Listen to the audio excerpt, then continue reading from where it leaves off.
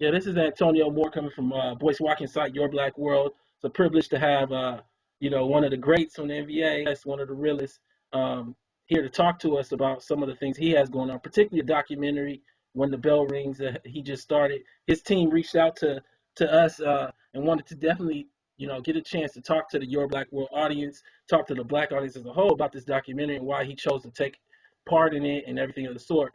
You want to say something to the audience, Ron? Yeah, sir. It's good to be on. I appreciate you having us, and we're trying to build as a production company. Straight from Queensbridge Projects, and I've been in the NBA for maybe 16 years, playing professional basketball for 17 years. And now I'm venturing off to other creative outlets, and this is something that my documentary is something that I'm excited about. Yeah. And I really thought it was a powerful and an intriguing documentary, particularly even how the trailer was cut, because of how it takes part in a larger discussion around Right. things that we're seeing right now, like Black Lives Matter and the role of African American men in their families and in their communities. Right. And it to me was a journey of the disenfranchised through the escape of athletics, and and that applies not only to boxing but to basketball, to football, to all the sports. And I guess I just want you to tell me a little bit about the piece and why you got involved. What drove you to talk about Dino, the story of Dino? Yeah. So when we did the documentary called When the Bell Rings, the talent in the documentary is Dino Wells. He was a former boxer, and when you look at his career, he had over 60-something wins. And when he retired, and then tried to get back into boxing at the age of 40. And most boxers that don't make the big bucks like Floyd Mayweather, they go through a lot, from not getting big checks to having to spend all that time training and then losing out on that family time. Then you losing out on that family time, and if you have nothing to fall back on, if you Chicago's going through it heavy right now. Heavy. You're absolutely right. Chicago's going through it heavy, and if you look at, I visit San Quentin a lot, one of the biggest prisons in California, and I look at so many males that's in the prisons, and if I want to speak in more detail directly, I look at so many black males that's in the prisons. So now you look at all these fathers that's locked up, and who's raising these little children, the streets, and people who really don't care. So this streets and people who really don't care. So this documentary, it touched me from all sorts of angles and places, and I thought it was important that we put it out. Yeah. And so, we'll get into this later, but I did want a piece on all hip hop on that topic called The Conflicted Existence of African American Men, Rappers, Prison, and Unemployment. And we'll talk about that piece a little bit and in context of the documentary, because that's what really drew, like when I looked at the documentary, it felt like a parallel to my piece in so many ways. And when we talk about incarceration, so many people don't understand the dynamic. Like right now, today, there's 2 million Americans in prison, but almost half of them are black. But if you just looked at black men, there's more black men incarcerated than like 9 full countries that represent 2 billion people. But there's only 18 million black men, including adults and children. So that just tells you like that it's an insanely large problem. And and right now what I'll do is I'll pull up a chart just so everybody can see it on the screen, and then it's actually in the piece. A mess up that I am. I had to really dig deep into myself to find out who I am.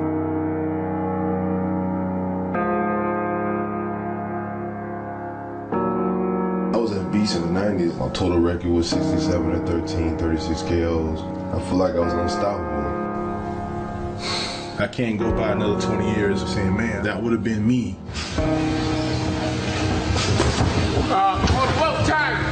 I'm willing to die in the ring to get respect. I got nothing else to lose. My life ain't where I wanted to be anyway. Just really nervous right now. I hadn't seen him since he was 2 years old. This is gonna be real big for me because he's my youngest son. Bro, you gonna hit hard in the face again? Being a dad, it's not easy.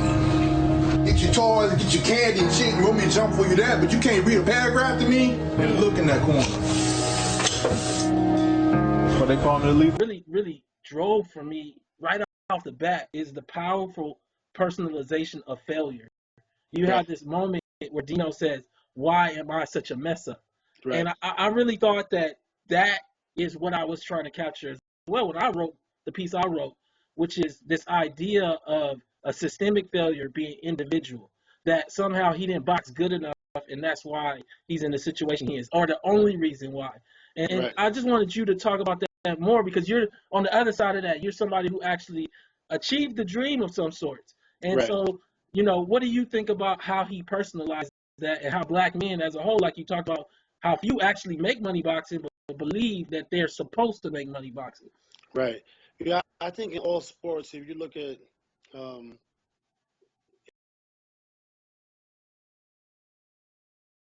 New Orleans, LA, or or Nashville, I guess Young Bucker call it Cashville. And if you look at the the young boys trying to make it, and then they going through the system. Sometimes the system is not built for us, you know.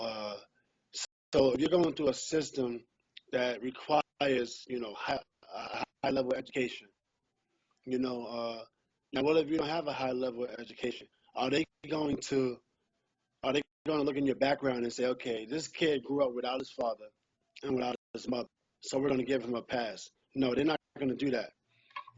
Or they're going to say, this kid grew up in, a highly drug infested neighborhood, so we should give him a pass because there was no education, in his neighborhood. Nah, they're not going to do that. The only people that's going to really look after those type of kids are us. You understand? So, in a sense, you need another system that cares about people as much as we do. Now, it's hard to be on your Martin Luther King or your Malcolm X because, in this day and age, sometimes the kids don't listen. And sometimes, it's hard because if you reach out to one kid, you reach out to another kid, you can go state to state and your message still not get across. Yeah, In Chicago, that the gang it's a way of life, like a religion. So imagine me going to Chicago and saying, all y'all, I need to be out the gangs and focus on your family. I bet I'm like 10 times out of 10, I'm gonna get some people looking at me like I'm an alien. No, I agree. You know It's what I'm funny. saying? It's funny because I produced a doc on Freeway Rick Ross, and it was Right. on Al Jazeera this year. And he goes into the prisons as well. One of the things that he said is you got to meet people where they at. So you kind of got to meet people that are ready for that change. It's not a matter of just going in and telling people what they need to be. You got to meet people who are ready to make that change and be what they Right. are supposed to be. And so it's, one of the things coming back to that doc, when the bell rings, what I really found to be a profound part of the story is the multi-generational like dynamic of the struggle of poverty and black maleness. And so you have Dino struggling with his own fatherhood. And then I heard, Right. I watched pieces with you talking about not only your children, also your own upbringing coming out of Queensbridge. And I just wanted you to tell me about what related for Dino's struggle for you, and Yeah. what was your background a little bit for the audience. The thing I related to with Dino was the fact that he was separated from his son, and the fact that he was separated from his family. So when you make a child with a female, that you're supposed to be, connected forever. Mm-hmm. And so that separation was something that touched me a lot because I know that's not the position he wanted to be in. I know he wanted to be connected with his son, and with his the mother of his child, and then not only did he break up his family, he wasn't able to see his son for quite some time. But now he got his children back, but the mother's not in their life, right? So I kind of relate to that. My parents separated at the age of 13. Mm-hmm. It wasn't as bad as some other situations.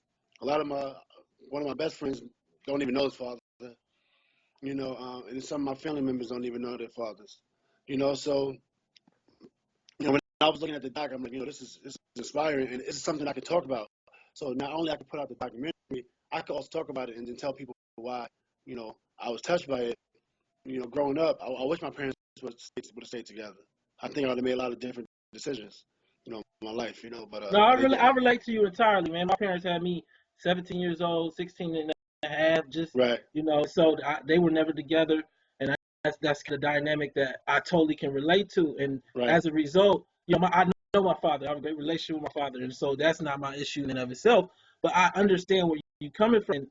you know, one of the things that's so interesting about the NBA dynamic that everybody sees is they see the glamorous part, but not necessarily the grit and the grind of it all. Right. And you know, what is it like being an NBA father? You know, because you Yeah. have this idea of an American mythical middle class, Yeah. and everybody tries to fit themselves inside of the white picket fence. But you guys are traveling almost like all the time. Right. How do you establish those relationships with your children when you're traveling that much and when you're traded that much?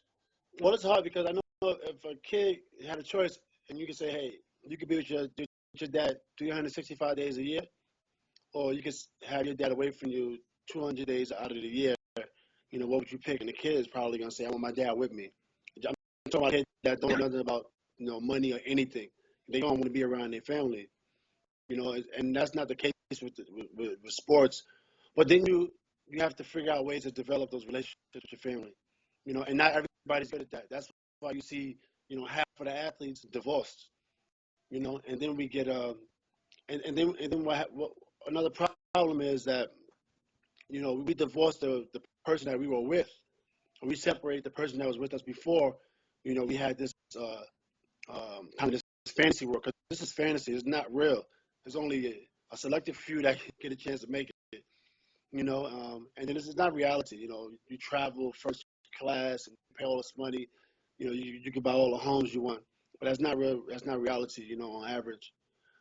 Um, and then if you look at our communities, you know, most of our women, you know, in the black community at least, you know, we're not, you know, fortunate on average to be blessed, you know, to dress well, you know, to grow with a family, and then it takes a strain on relationships, you know. So now you get, you know, you make it, and you see in all sorts of exotic women, you know, women that is, you know, from really, you know, maybe middle class families that look amazing, and you're just intrigued by it, you know, to the point where you will, you know, cheat or leave, you know, your significant other, you know, and that's not reality. You know, it's a fantasy world. But, you know, if you don't have a strong family behind you, you're not going to understand that. You know, you're going to take that temptation all day, you know, and if your father's in prison and different things like that, the community has no leaders. You're not going to understand that family is everything. Yeah, and so you know what I wanted to pull up again another powerful part of the documentary. It's about a 10-second part of it where you see Dino actually struggling to define himself as a father, and the child is whipping him back, and he's struggling with telling the child stand in the corner. Yeah. And so it's this interesting dynamic when you grow up in this fractured kind of way where you forget that your father is just Jerome or just Charles. He's not your particularly. He wasn't born to be your. Hello? Yeah. Okay, are you still there? All right, I just hear. making sure. He wasn't born to be your dad, meaning like Ron Artest has 4 children, correct? Right. But Ron Artest exists independent of being their father, but for them, you're just their father. And so Right. like, you know, that means that Ron Artest might not know how to be a father because he didn't learn it. And so like, Exactly. you know, there's this generational push that I think captured in this documentary in such a unique way. And do you feel that way? You know what I'm saying? I understand. I think, you know, like I spoke to my son the other day, about a month or 2 weeks ago, something like that, and I was telling him, you know, he brought up some things that happened in the past, you know, as he's 14 now. And I was like, hey, son, you know, I had you young. I wasn't a great parent, but I'm not afraid of this challenge. You know, I told him that I'm not afraid to admit that I had you young and I was a bad parent early, and I'm not afraid to take on the challenge of becoming a better parent now. And for me, you know, being a bad parent back then is really not you know, I'm not phased by it. You know, any controversies that I went through back then, I'm not phased by it, because I know that I'm gonna get through it, and I know that I know who I want to be. I know I'm gonna be the person that I wanted to be. So I was kind of competing with my son on a mental level, letting him know, like, whatever you heard about me, whatever you think about me, you know, that don't phase me, because I know who I am right now. So we had some type of competition going on, you know, at that, you know, which is pretty cool, but it was a real conversation. No, and it's funny because I get it on a personal level. You know, you gotta. I always say for people, you gotta experience people as people first, not just the Right, title. And right, whether it be grandma is Hattie. first, or grandma, Yeah. and so like experience that person for the person, and then understand that they might not have had the resources that you have. So like you have this son, and he has a PA father, and Ron didn't have that. And that's not to say that as a result that you don't expect for somebody to like be that father figure, but to step back and understand that the world is like operated outside of yourself. You have to be a Right. little bit more selfless. And it's a trip because I look at this documentary and I look at the parallels. And let me say this before I go forward. I actually to say this: is this the son that's at Beverly Hills? Because it's my job to do a little research. Yeah. Yeah, he balling I out now, actually. Oh yeah. right? So I got two sons. One's at Palisades High School, Uh, and then my other son goes to Beverly Hills High School. And which is crazy. I got a son in Beverly Hills High School, but yeah, this is my son at Palisades. So I had three with my ex-wife, and I had one with another lady. So my son with another lady, we had some conversation going on. But they both play ball. They both pretty good. yeah, I'm They gonna pull both up do the well. LA Times article right now. I Oh really, yeah, it's always a proud moment when you get a chance to, see your son in the Times and everything. And that's one of the yeah, things that's really happening with the NBA right now that's so profound. And one of the examples is the Curry family, where you're seeing this generational example of black fatherhood that didn't exist prior. You see right. that with the Curry father family. You see that with Shaq. You're seeing it, Andre Iguodala, Dwayne Wade, LeBron James. Only one that doesn't have sons is Cole. Right, But right. everybody has these sons that are at AAU, and it's a profound and a touching moment for Black America to get a contrast the image to the incarceration visual that everybody is normally experiencing, and to kind of be a little bit more hopeful. You know what I'm saying? Yeah, yeah, absolutely. I think it's good to see that. People with their sons. I mean, it took a while. But Yeah. I think you've seen. Like Jordan was around his father a lot. That was pretty cool. And Jordan's father and Jordan's mother was always in his life early on in his career, which was great. I think that was something to be inspired by. Yeah, and so coming back to boxing, and whenever you talk about boxing, you can't not talk about Ali.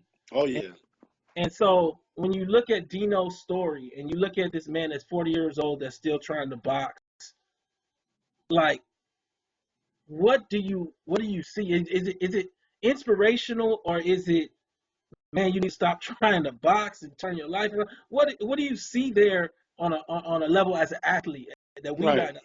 I think I mean, if all Dino knows is boxing, that's all he knows, right? So if that's all you know is boxing, how are you going to get into boxing promoting, or how are you going to get into doing movies, or how are you going to get into, maybe starting a hedge fund? You Mhm. know, all these things are, businesses that exist. But if you don't know any other avenues that exist, what are you going to do? You're going to box, and then what do you do after boxing? Oh, you might not know, or you might come across some cool ideas, and then how are you going to execute those ideas if you don't have the experience? Then you find yourself in a tough situation. And, those are the type of things that only somebody who care about the people, that is from where you're from, whether I could be from New York and I feel the same way about somebody from Far Rock, whereas if they were somebody from New Orleans, because we from the streets. No, I feel you, and it's funny because, like, coming back to it, like, I did this piece, and I'm gonna pull it up. Just the image of it is called "The Conflicted Existence of African American Men: Rap, Sports, Prison, and Unemployment." And there's just one little section that I kind of want to share that really captures that same essence of what you're saying. So behind this sports image, working class black men pressure themselves to make it in ways not seen prior, creating alter egos that could be framed in the light of a superhero, Right, forming fanciful places where they become rappers or basketball players instead of everyday fathers or workers at the corner store. All this while even the corner store isn't giving them full-time work. To live in such a world of delusion is so very different than the America experienced by everyone else. That world is full of normal teachers, secretaries, and everyday people. Instead, this is a world where our poorest pressure themselves to become millionaires or right, bust, ignoring the fact that while money multiplies, it does not appear out of thin air. And so, like, there's this interesting pressure where black men exist between this large looming reality of mass incarceration and this presentation of entertainment, not just sports entertainment from Empire to the NBA. And right, and what do you, I guess, what do you hope to accomplish with this documentary to right. help people kind of see through that imagery a little bit more? Well, it's two things things with your statement. With the documentary, I want people to to see a father on the comeback. If you're getting out of prison, you should be watching this film. If you're in the streets right now, you should be watching this film and focused on the relationship between the father and his son. Father and his child. You know, as far as making it, as far as a black athlete or black kid making it from the streets to the NBA or from the streets to jail, you got to have a balance. And I think in the streets there's no balance. Mm-hmm. It's some families where you can see that have balance, like you mentioned, a corner store worker or a teacher. That's why, for me, I used to be Baptist. I converted to Buddhism because for me, it was no balance in my beliefs, in my faith.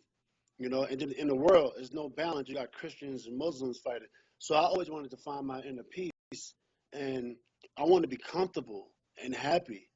Like I don't want to have to buy a Bentley to feel confident. I drive a Prius, and I could drive my Prius, in Beverly Hills if I wanted to, and I have that balance. Whereas some people don't feel comfortable walking out the house with jewelry on, or walking out the house, or driving. Our boxing when it comes to the freedom of your people. So everything I'm doing, if it means hitchhike tomorrow, if it means be raggedy, if it means look for a job, I'll be happy because I can go to bed, my conscience is clear, and I didn't sell out or trade my people just because I could be rich in Hollywood with a yacht out here that could be my yacht right there. Imagine it's valued at $200,000, but I wouldn't want that damn yacht if I couldn't go back over in the black neighborhood and protest a black woman being raped. The hell with the yacht, the hell with the championship. So I want the people to know this, you understand? The Muslims did not. But Ali, in that clip that we just watched, is really talking about what's the point of having that $200,000 yacht if I can't be around my people? I don't need a $200,000 yacht. And so that's kind of what the clip is really like showing, and like the balance of personal value. The idea that you get your value from inside rather than outside external things, right? Is that what we're speaking to? Absolutely. The value comes from, I think the value does come from your connection to, to where we at right now, which is the earth, the universe. And people really got to understand that, it's definitely bigger than a piece of paper, or something materialistic. You got to be able to have a higher connection, and people don't get it. They think you're crazy when you talk like that. If I say I'm connected, to the universe, people start looking at me like I'm crazy. But, what else am I connected to? I can't be that connected to a dollar, more than I'm connected, to the ocean or to the land that I walk on. You understand? And that's that peace. That's that real value. So now, we're coming towards the end of the discussion, and what I wanted to ask you, and this is a unique kind of question, because whether you know it or not, your experiences put you in a very contrasted position as far as what you've seen black males be in this country. And so, like, when you look at Dino and then you look at Kobe, and basically that's the same 20 years. And now Kobe's retiring, and I got a chance to watch you read his letter, and it was just a profoundly touching moment, I think, for you reading that, his letter to basketball, or his poem to basketball. Amazing. It was amazing. It was an amazing poem. And what's the visual you think that Kobe gives, like as Kobe gives young black males over that same period, that when we contrast that to Dino? Right, true. So if you look at Kobe and you're a young black male, you want to be like Kobe because he's great. And the media, if you'd never seen Kobe play basketball, you would have never known about it. But the media, they paint him in a light, good or bad, and that's what you see. The distribution of the message, they paint him in a light, and that's what you're gonna see. If you look at his commercials, they're gonna show him gliding, and you want to glide too. Or if you look at the news when he had his troubles, they showed him at his down period, and maybe you was thinking bad about him too. You understand? So, and the same thing with Dino. You see Dino at his down period, and you're like, nah, I don't want to be like that. But really, you might want to be like Dino. You might want to be like Dino, or you might want to be like Kobe. You have to get a chance to, look through, what you're actually seeing these days. Because most of the things you're seeing is is not real. Somebody's always trying to sell something, especially when you're watching it, on TV. So it's good to listen to people, for themselves. Listen to their words, listen to what they say, and I think that's what you can look up to. No, definitely, definitely, man. And let me, I really appreciate you coming on. The only last question I have for you is, you had a great discussion, I think, the other day. You were talking about like the evolution of black sports and black athletes. We talked about Ali earlier, and I think you Right. taking on this documentary is a great, set of first steps to actually doing your own social movement type of thing. And I just wanted to say, where do you think we're at versus where we've been in terms of like black sports and black athletes speaking out on social issues of the day? I think right now you see a lot of people speaking out, but I think it's not enough. Uh, I think at times when we are blanketed with the money, we feel maybe if we speak out, we get in trouble sometimes, or if we do certain things, we get in trouble. It's not enough going back. You know, I think Martin and Malcolm, they gave more than what we're giving today. Mm, mm, You understand? And Ali. yeah, Ali, I think they gave more than what we're giving today. If you look at the state we're at now, some people will say, hey, don't look up to Jesse Jackson or Al Sharpton, or even Farrakhan. Um, and, I have conflicting issues, with what people say. Then I have a little bit of issues with what they do or their message. But who is our leader? And for years we've been separated from a leader. We do need a leader. There's no question about it. And in the black community, we're quick to say, I'm not listening to him. He's not my leader. And then other people will think like that. But that's impossible. You do need a leader or multiple leaders, because when they send in the messages, to our children, that essentially they're leading our children. You see what I'm saying? Then the streets is leading our children. So who would you rather lead your children? The Mm-hmm. streets, or Al Sharpton? You know what I'm saying? Like, who would you rather lead your children? Who hands would you put your children in if you had the opportunity? Would I just leave them on the corner, or would I put them in a real leader's hand? So in this day and age, yeah, we do absolutely, need a leader, because people are they're putting programs, for us, and just generalize us. But it's not like they really understand what we go through in our struggle. You understand? So, people gotta, take that in consideration when you say, you don't really have a leader. No, Because I people definitely listening to feel that. you.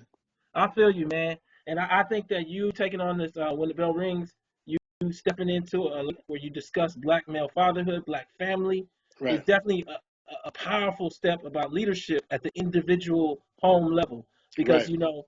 if you don't have your home straight, you dang sure can't fix the community. And so, Right. for the Your Black World audience, we appreciate you coming and speaking about this issue and taking on this documentary. Make sure everybody gives out and checks it out. You want to tell them where they can check this thing out? Yeah, go to MettaWorldPeace.com, and you can stay updated. I have my documentary. You could just click it, check it out. I hope you enjoy it. You know what I mean? And I hope everybody doing well. And then from Tone Talks, Your Black World, definitely appreciate you and appreciate the audience for tuning in. Thank you.